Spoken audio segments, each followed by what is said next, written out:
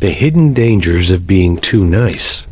Jung explains, imagine waking from a dream with teeth marks on your tongue because, even inside the sealed privacy of sleep, you kept trying to smile.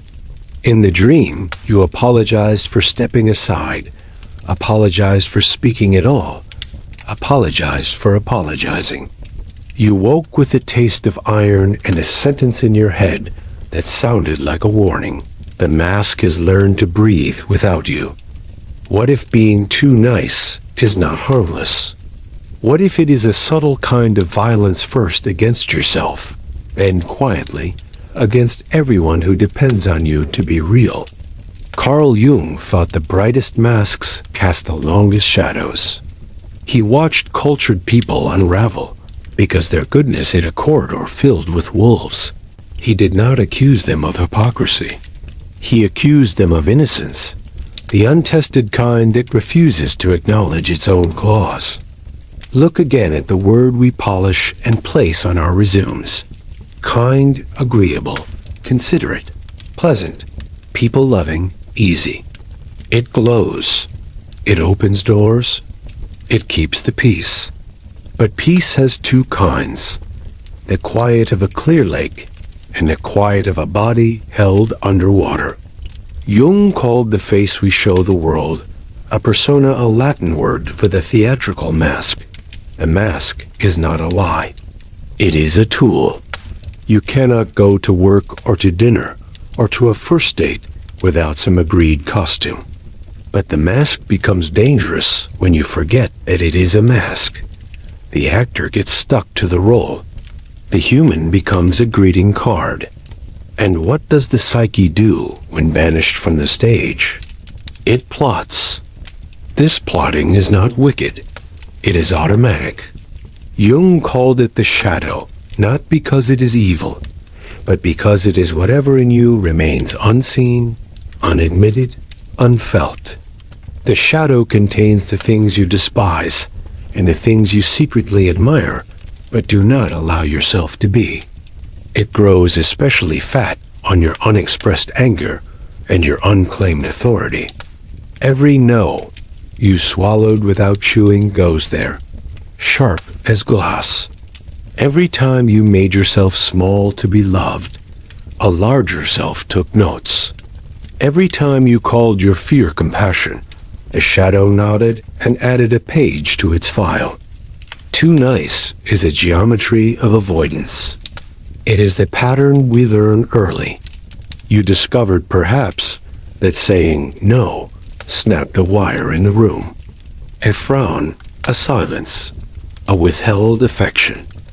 Children are exquisite meteorologists of mood. They read the weather of a parent's face and decide on their climate for life. If sweetness made the sun come back, then you made a vow. I will be honey. Jung would say that vow did not disappear. It sank into the root system of your personality and began to bloom as habit. You became the fixer, the smoother, the one who sops up conflict like a towel and then wrings it out in private tears. Here is the forbidden truth. Niceness can be a form of control. It is not only self-erasure. It is a technique to keep others predictable. If I always accommodate you, then you will not rage. If I am perpetually agreeable, then you will stay. If I never ask you to see me, then I never have to risk you seeing me and walking away. It looks like selflessness. It feels like love. But at its core, it can be fear dressed as virtue. Jung would not sneer. He would bring a chair and sit gently in front of that fear, as one sits in front of a wild animal, hands open, showing he does not carry a whip. He would say, "You learned this to survive." The question now is whether survival is still the appropriate size for your life. There is another danger you already know, but try not to name. A smiling person becomes a liar by increments. White lies, polite lies, careful agreements that your body rejects as soon as they leave your mouth. The psyche does not like being conscripted into dishonesty, even for noble reasons. It remembers. It resorts to symptoms, Jung says, when language fails. A symptom is an encrypted message. Headaches, insomnia, mysterious fatigue, sudden tears, numbness where joy used to be. The body will revolt against a lifetime of yeses it did not consent to. It will whisper through dreams, chases, locked rooms, a snarling dog on a leash you cannot hold. Jung learned this not in abstract, but in the wreckage of lives that were too tidy. Patients who smiled through the collapse of their marriages. Priests who tried to love everyone and ended up loving no one. Mothers who became saints in the eyes of others and strangers to themselves. He watched the shadow erupt in two patterns. Either it ambushed them, an affair, an outburst, a drinking problem, or it leaked as a chronic dullness, a long gray corridor of well-behaved despair. In both cases, goodness had become a prison furnished with compliments. You do not escape a prison by hating the furniture. You escape by finding the door you built yourself and misnamed duty. The persona, when it works, is like clothing appropriate to the weather. When it fails, it is skin you think you cannot shed. Jung's scandalous suggestion is simple. You must love your teeth, not to bite indiscriminately, but to know you have them. You must learn the weight of your no. Feel its muscles. Know that when you release it, it will not destroy the village. You must meet your aggression and discover that it is not a monster, but a guardian angel with soot on its face. It is easy to caricature Jung as a myth collector, a dream whisperer with a lantern wandering through symbolic forests. But his concern here is practical. He does not want you to be nice. He wants you to be whole. Wholeness includes your sweetness and your flint. It includes the part of you that nurtures and the part of you that defends. It includes the urge to help and the right to refuse. And if you refuse to include those parts, they will come anyway, but as symptoms, as accidents, as fate. He warns, what you do not make conscious appears in your life as destiny. So the hook is set. If you are too nice, who is it protecting? And if you stopped, who might be freed? Suspicion is a kindness here. Suspicion toward your own virtue. Not to diminish it, but to test it. When you give, does it make you more alive or more empty? When you listen, are you also listening to your own body's reply? When you smile, can you feel your jaw? There is a danger hiding inside every effortless yes, and it is this. You are promising a future you cannot afford. Jung would prod you with a question that makes people bristle, because it is so simple. Who gets your life when you refuse to live it? The night is long. The dream keeps looping. The mask breathes evenly, as if asleep.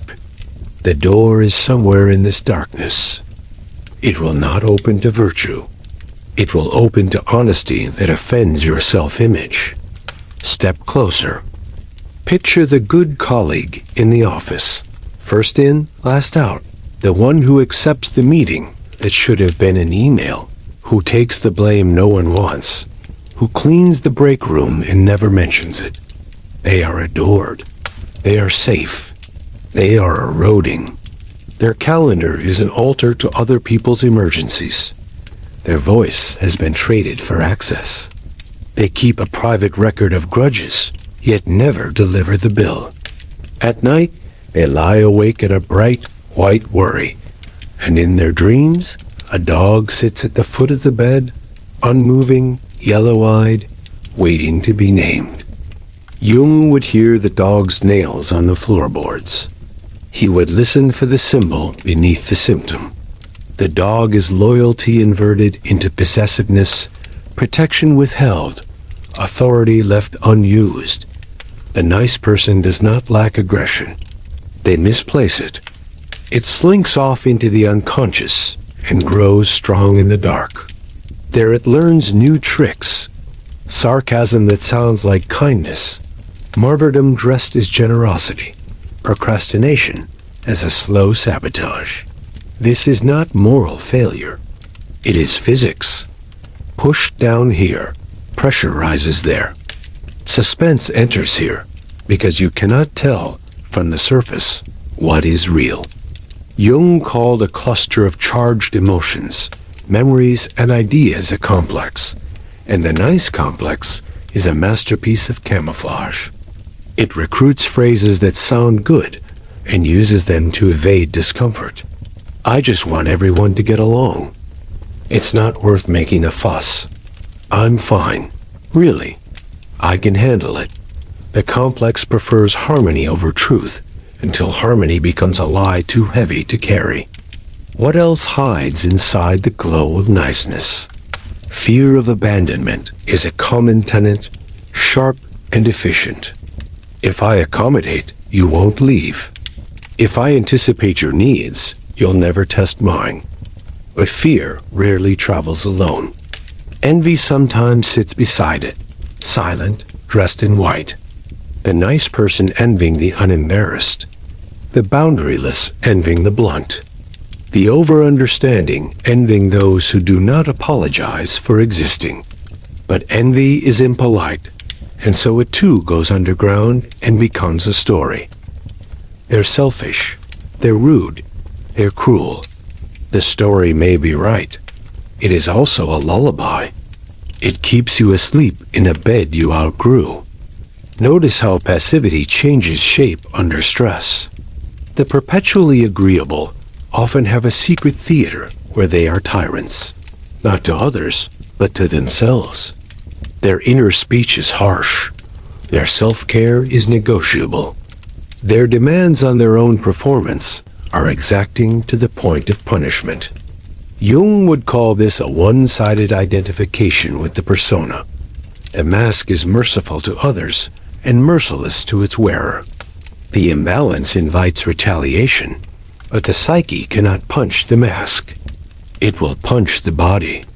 Headaches, digestive storms, inexplicable anxiety, skin that erupts at the smell of pressure, each a small riot against an internal dictatorship. Here a darker, subtler danger slinks in. Niceness as manipulation. Kindness is not manipulation. Niceness can be when it is deployed to prevent someone else's freedom to respond. If I am unfailingly pleasant, I put you in debt. I do you favors you didn't request, and you owe me a gratitude you cannot quite deliver. I never say what I want, and you never quite give it, and I get to keep the noble pain of being overlooked. This is how the shadow wears a halo. It is how resentment grows roots that crack the foundation of love.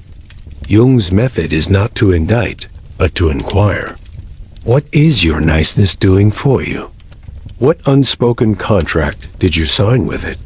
When did it save you? When did it start serving itself? He would ask for evidence, but from a strange source. Your dreams, your slips of the tongue, your fantasies when you are unbearably honest, the characters and stories who annoy you disproportionately. The critic you hate may be carrying your exiled aggression. The diva you mock may be carrying your exiled confidence. The friend you call too much may be a mirror showing you the dimension you never allowed to grow. He would also look outward at the family weather you were raised in. In many houses, the rule is simple. Do not make trouble. Sometimes this is explicit. Often it is the air. Mothers who smile through violation. Fathers who punish irritation as ingratitude. A child learns to keep the adults calm, as if calm were food. That child becomes an adult who thinks conflict is famine, while real famine is happening inside because they do not feed their own authority.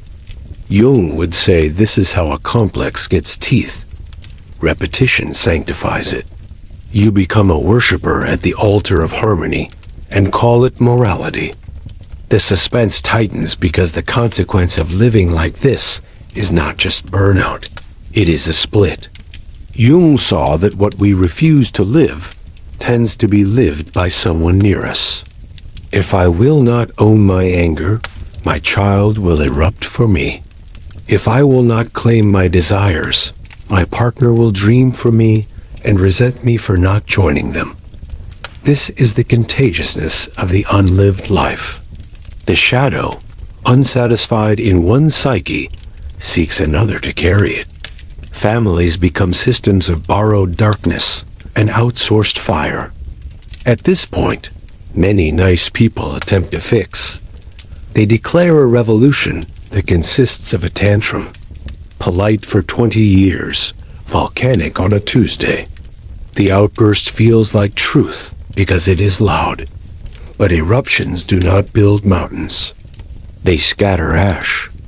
Jung would warn of enantiodromia, a sudden flip into the opposite. From compliant to cruel, from giver to extractor, from saint to victimizer. He would say the pendulum will swing until you stop clinging to either extreme and allow a third thing, integration. Not a compromise where each side loses, but a marriage where a new creature is born. The unknown force that drives this story is not nous. It is nature's demand for wholeness. A psyche cannot remain lopsided without consequences.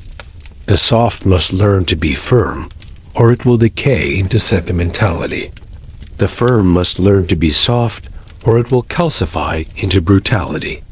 The trickster, the shape-shifting figure who delights in exposing our false certainties, lurks around every one-sided life. Trip over him, and your carefully balanced persona will split its pants at a social event. Laugh, and you might live through it. Deny it, and you will dedicate yourself to patching a costume that never fit. One more figure enters from Jung's inner pantheon. The anima or animus, the inner opposite gendered principle that mediates our relationship to imagination and soul. When niceness collapses, animus can become seductively moralistic. The inner voice that once whispered, "Be kind," turns to be pure, be above conflict, be beyond desire, and you drift into a spiritual bypass, a cloud where no one can touch you, and you do not have to touch back. This, too, is flight from the earth. Jung calls you back down. He wants your feet dirty. He wants your niceness to earn calluses. He wants you to carry the bull by the horns until the bull remembers you are kin. Now the dog in the dream has begun to stand.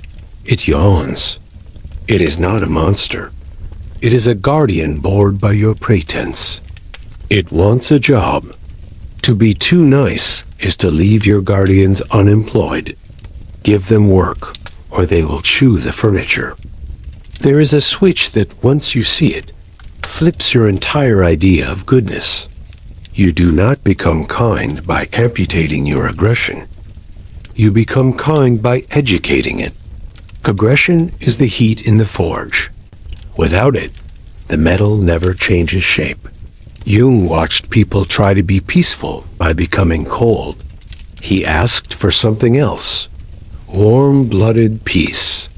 He wanted you to be able to say no with the same calm you say yes, not because you have armored yourself, but because you trust your own lion enough to let it lie down. Here the terms change. Persona and shadow are not enemies.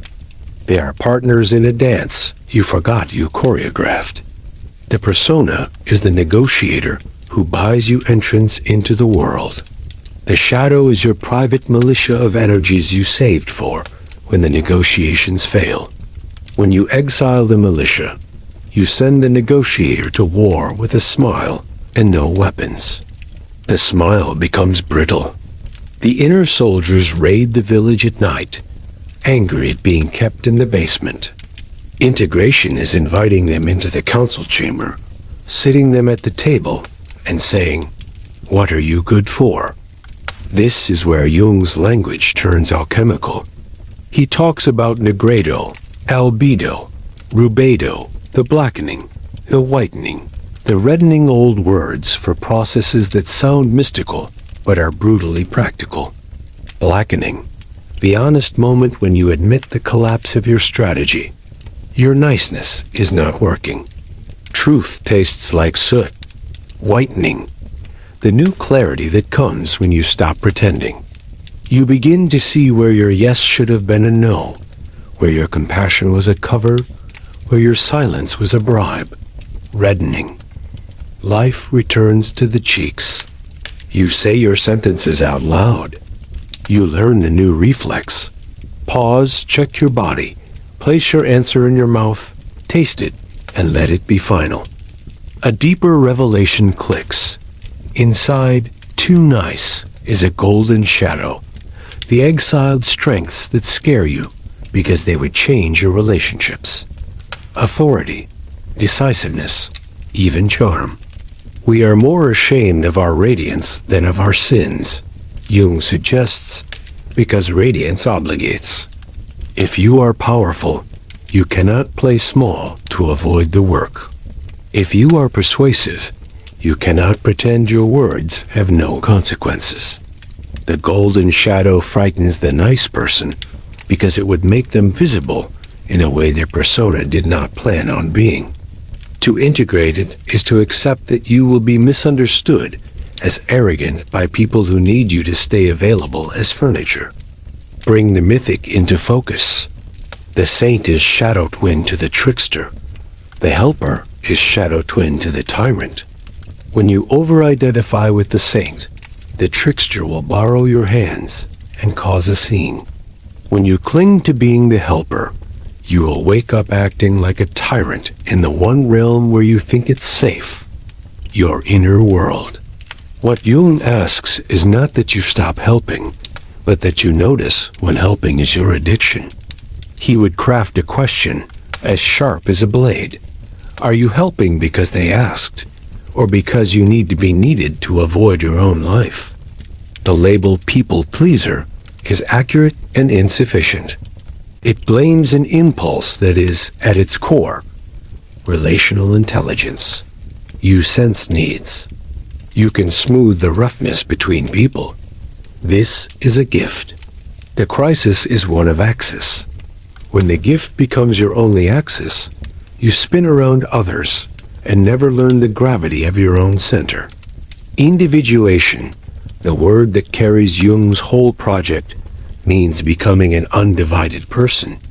It does not mean becoming self-sufficient in some brutal fantasy. It means carrying the tension of opposites until a third option appears. I can care without self-betrayal. I can be firm without contempt. I can be soft without disappearing. How does this begin in the hours of a day? Not with fireworks, with a re-education of your guilt. Guilt will protest every boundary you set at first. It will say you are cruel. It will summon ghosts of those who needed you once. It will threaten you with loneliness and dress it as conscience. Jung would suggest you treat guilt like a weather report. Informative, not authoritative. Ask, is this guilt a sign I have violated my values or that I am violating my habit? If the latter, breathe through it. Do not negotiate with it as if it were a deity. He would also hand you a low, practical art. Active imagination. Close your eyes. Invite the parts of you have banished to appear: anger, firmness, the one who leaves the party early, the one who asks a hard question. Let them speak. Write it down. Argue with them. Do not perform either side. Discover what they want for you. Often it is less traumatic than you fear. Your anger may ask for 15 minutes of silence before you answer an email. Your firmness may ask you to schedule rest before you are exhausted. Your decisive one may scribble a simple phrase on the inside of your wrist. Let me get back to you. There is another practice that sounds almost moral in its simplicity. Tell the truth sooner. Not the cruel truth that confesses what no one asked to hear. The truth of your limits. I can't take this on. I'm not available that day. That joke doesn't sit right with me. Need to end this conversation now. Each sentence is a small ritual in which you choose reality over performance. Each one is a flint strike in the dark corridor of niceness. The sparks catch. You will feel the heat first as panic, then as relief, then as a new climate, one where your word means something again, to you. Expect resistance. Your old ecosystem has depended on your readiness. The people who loved you for being endlessly available will interpret your change as a withdrawal of love. Some will leave, some will stay and adjust. This is a clarification, not a tragedy. Jung's map shows that every real boundary reveals real relationships. The ones that require your self-erasure were not relationships. They were arrangements. The ones that celebrate your reality are the garden you are postponing. Beneath this moral and social shifting runs a river fed by unseen springs. Jung would say the self, the center, that is more than your ego, has its own intentions. It wants your wholeness. It will sabotage your strategies if they keep you small. It will send dreams, synchronicities, ruptures, failures that feel like cruel jokes until you come to the table. Not because it is punitive, but because it is loyal to you at a level you have not yet learned to be. The nice ego hears this as betrayal. The self knows it as midwifery. And here is the strangest part, the part that makes the persona tremble and the shadow smile. As you integrate your no, your yes deepens. Kindness becomes less sugary and more nutritious. You can hold another's pain without reaching for performance. You can listen without planning your rescue. You can give because you choose to, not because you fear the consequences of not giving. People feel this difference. The air changes. Where once your niceness made a room polite, now your presence makes a room honest. Let us step into the room where this hurts. You learned to be nice because love looked conditional. You calculated the cost of refusal and found it too high for a child to pay. So you kept paying even when you grew. Now the bill finds you an adult currency. Fatigue, resentment, a flatness where joy should be. The face in the mirror is kind and tired, competent and lonely. Jung sits with that person and does not rush. He knows that to remove a mask is not only liberation, it is grief. Grief for the hours you cannot get back, for the years you performed a kindness that kept you safe and small, for the version of you who did their best with the tools they had. Do not despise them. They delivered you to this room. They preserved the ember. The work now is to let tears do what fire cannot, soften the hard, brittle places. You do not need to become hard to stop being a doormat. You need to become thick. Thick like bark. Alive underneath, not easily punctured, weathered without losing sap. There is dread in your stomach when you imagine disappointing people. It is not abstract. It is the memory of a slammed door, an eye roll, a withheld touch, a cold week. Jung would ask you to feel that dread in your body, to map it like a cartographer. Where does it sit? How hot? How cold? What shape? Can you breathe around it without obeying it? This is not mysticism. It is training. The nervous system learns. You show it that guilt and fear are survivable, that a friend's confusion is survivable, that your own trembling is survivable. Between one breath and the next, your biography gains an inch of earth. Family ghosts restlessly pace in this work. The mother who never said no, because her mother never asked. The father whose anger filled the house so completely, you vowed never to be like him, and so never learned to be anything like yourself. Jung would name the complexes, and then deflate their holiness. A mother complex is not a spell. It is a knot of history you can untie. A father complex is not a curse. It is a habit of fear you can unlearn. Each time you say a boundary with a calm voice that does not mimic his rage, you rewrite your relationship with the archetype of authority. You become your own parent in the soft, almost embarrassed sense. You tuck yourself in. You tell yourself enough. There is a quiet terror in discovering how much of your helpfulness was driven by the hope of being seen. You held the world together to justify your invitation to the world. But now you notice the cost. You became transparent. You accidentally taught people to look through you to the problems you solve. You starved the parts of you that do not serve. Your curiosity, your play, your weirdness. Jung would not ask you to forsake service. He would ask you to add a vow. I will not help at the expense of my soul. It sounds dramatic. It is humble. It keeps you ordinary in the best way. Specific, textured, inconveniently alive. The body wants to help. It knows how. It contains an ethics older than your manners. Your shoulders lift slightly before a lie. Your jaw tightens before a capitulation. Your stomach sinks before a promise you do not intend to keep. These are small gods. They should be consulted. Jung trusted these signals not because he worshipped the animal, but because he knew the animal is the instrument through which the self plays. When you ignore it for too long, the instrument detunes. Music becomes noise. The nicest person becomes the most exhausted musician in the room, sawing at strings that will not stay in pitch. Let us admit something that embarrasses us. Anger is pleasurable.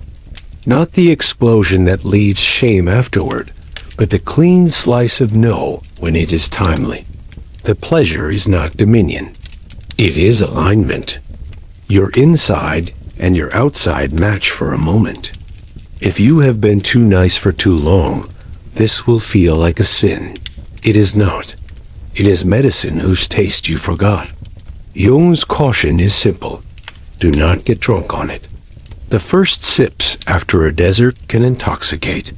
If you swing into cruelty, the pendulum will return, and you will apologize yourself back into chains. Practice the sober no. It has no aftertaste. Culture complicates this. Some cultures bind niceness to femininity, expecting women to be the emotional janitors of the world. Some bind niceness to servility expected from the poor, teaching them that gratitude is their rent. Some bind niceness to professionalism, enforcing a smile as part of the dress code. Jung's project is not merely personal. It is also a whisper of revolt. Individuation resists being drafted by a system's need for your compliance. It tells you that your life is not public property. It is a hearth you tend. Let the world warm itself at your fire when you choose. Do not burn down the house because the village is cold. There is a scene we avoid because it humbles us. The moment we realize we have been using niceness to avoid intimacy. If I agree with you, we never have to meet for real. I never have to reveal the edges where we might hurt each other. We can float in a syrup of pleasantry forever. Jung would call this a refusal of eros, the binding force that includes conflict because it includes truth. What if your first real conversation with someone you love is the one where you say, gently, I disagree, and stay? The psyche blooms in the greenhouse of such danger. It discovers colors it could not produce in the dim cellar of perpetual harmony. The hardest part may be the solitude that follows honesty. Some distances cannot be avoided. A friendship built on your availability collapses when availability changes. A family myth ejects its heretic. A workplace discovers that your competence was its unpaid infrastructure and resents you for rebalancing the books. Loneliness arrives like weather. You will be tempted to take it as a sign you have erred. Sometimes it is a sign you have left the crowd and are walking toward a village not yet on any map. Jung trusted this wilderness. He trusted that if you remained faithful to your whole self, you would meet others in that open country who can love a person, not a function. And then a gentler truth enters, walking on soft feet. The more real you become, the kinder you are able to be. Not by effort, but by inclination. You are no longer treating others as threats to your approval supply. You are not collecting gratitude like coins. You are less anxious, and therefore less controlling. Your no keeps your yes honest. Your yes becomes a gift with weight. People feel safer around you, not because you are safe in the sense of harmless, but because you are stable in the sense of trustworthy. Children crawl into the laps of such people. Dogs rest at their feet. The world recognizes a person whose kindness is not for sale. The mask lies on the table like a relic from a former century. It was beautiful once. It still is, in a way. You trace its edges and understand why you wore it so long. It saved you. But the room is different now. You can smell air from a window you did not know opened. You can hear, in the alley below, the messy sounds of a world in which people disagree and laugh anyway, in which doors close and others open, in which love survives inconvenience. You lift your face to that weather and feel, absurdly, that you are both older and younger than you were an hour ago. Ask a question that will not let you sleep comfortably for a while. Who would you be if you stopped performing niceness and started practicing truth? Not the truth as a weapon, but as a diet. What conversations would end? Which would begin? How much time would come back to you like a prodigal son? What would you build with it? There is a quiet promise in this, the kind Jung would never make loudly because he distrusted slogans. If you stop lying about your limits, life will treat you less like a doormat and more like a door. People will knock. You will answer when you can. You will not apologize for when you cannot. Begin with the smallest betrayal of your old script. Catch the moment your mouth starts to form the automatic yes, and pause. Feel your feet. Ask your body. Choose a sentence that protects your future. Put it into the air. It will land with a sound you mistake for thunder. It is only the ceiling of a cage cracking. Begin with the second practice. When you give, do it with both hands or not at all. Half gifts ferment into poison. Whole gifts are clean. Return to yourself what you gave to control others. The habit of anticipating their needs before they ask. Replace it with a new habit. Ask them. Ask yourself. Let there be a conversation where there used to be a performance. At night, write down the dreams. Notice what returns. The dog may bring a leash and drop it at your feet. The house may grow new rooms. A stranger may hand you a key that looks like a word you have been avoiding. Forgive the corniness of this inner cinema. It is the psyche's mother tongue. Do not translate every symbol like a codebreaker. Listen to how it feels. If you wake with courage, honor it before noon steals it. Make one call you dread.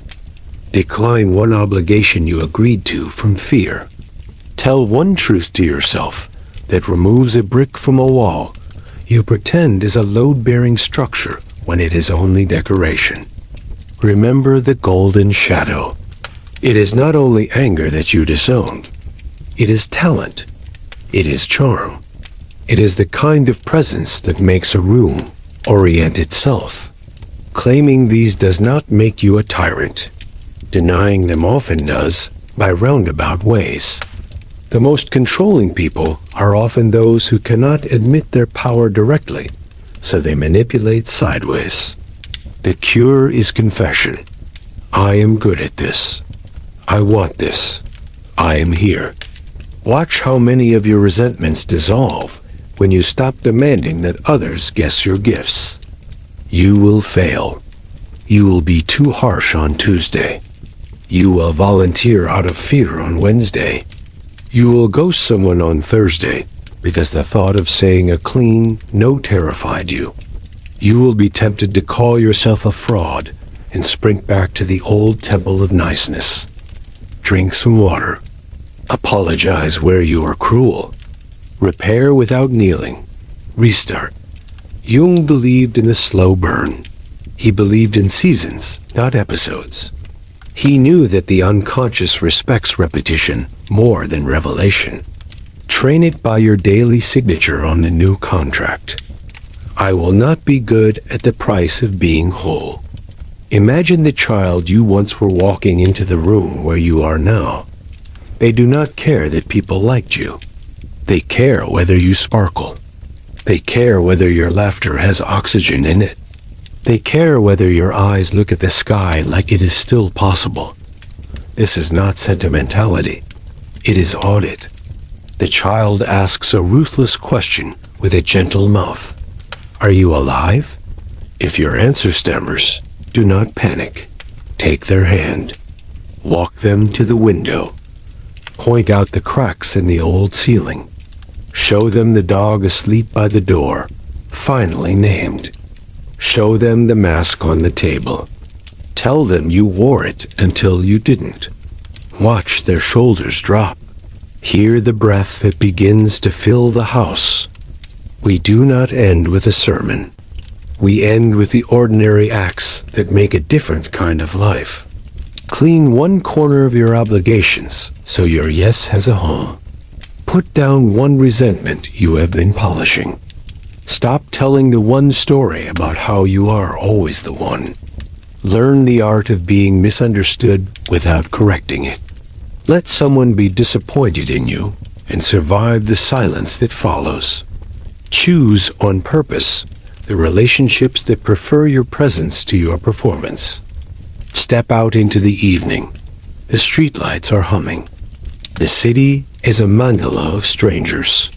Somewhere, someone is baking, someone is leaving, someone is noticing their own mask on a table. You are not special, and you are irreplaceable. This, Jung would smile and say, is the paradox that keeps us sane. Hold both. Be kind where kindness grows from soil, not from obligation. Be fierce when your hearth is threatened. Be clear when fog would be easier. Be slow when the crowd requires speed for its comfort. Be a person your own shadow wants to live with. You will still apologize, but less to the world and more to yourself for forgetting for a moment how far you have come. You will still give, and it will feel like breathing rather than bleeding. You will still be nice sometimes, but only as a grace note, not as the melody. The melody is truer, stranger, richer. It includes minor keys. It includes rests. It includes a rhythm that will be hard to dance to for those who preferred your old, predictable steps. Keep the rhythm. Others will find it who can dance with you and not on you. If this opened your eyes, subscribe to Boring History, because the truth is never boring.